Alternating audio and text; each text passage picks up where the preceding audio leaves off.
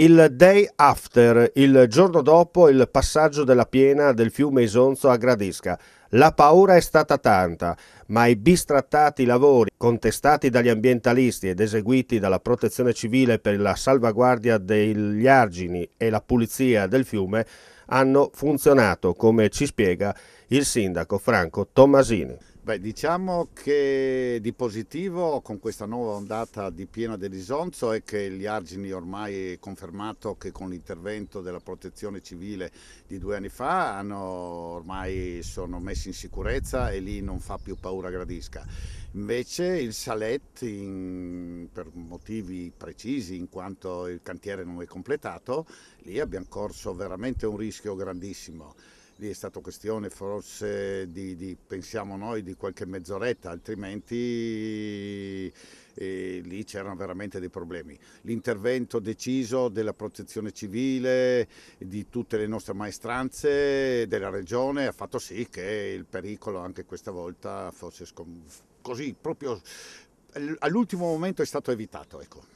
Possiamo dirlo, insomma, lei l'ha sottolineato, se non c'era quell'intervento l'Isonzo rischiava di entrare a Gradisca. Sì, l'intervento sugli argini è stato perfetto, 80 cm di innalzamento hanno fatto sì che il pericolo fosse scongiurato e possiamo tranquillamente affermare che a meno di imprevisti, a meno di cataclismi, i gradiscani possono stare tranquilli sicuramente.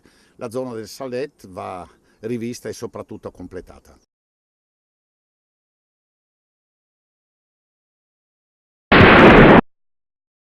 Assessore, si recupera l'area dell'ex Casermette qui a Gorizia, dunque l'area di Montesanto, che diventerà una città nella città.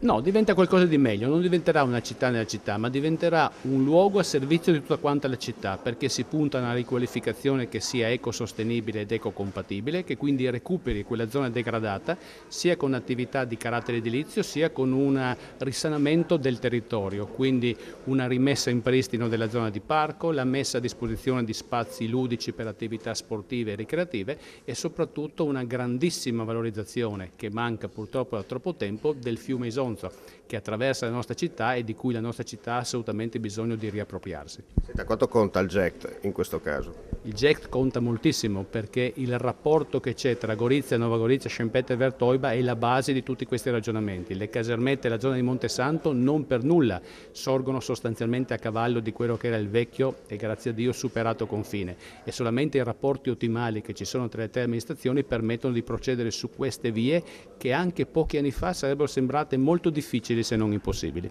Una risposta concreta a coloro che si sono lamentati proprio nei giorni scorsi.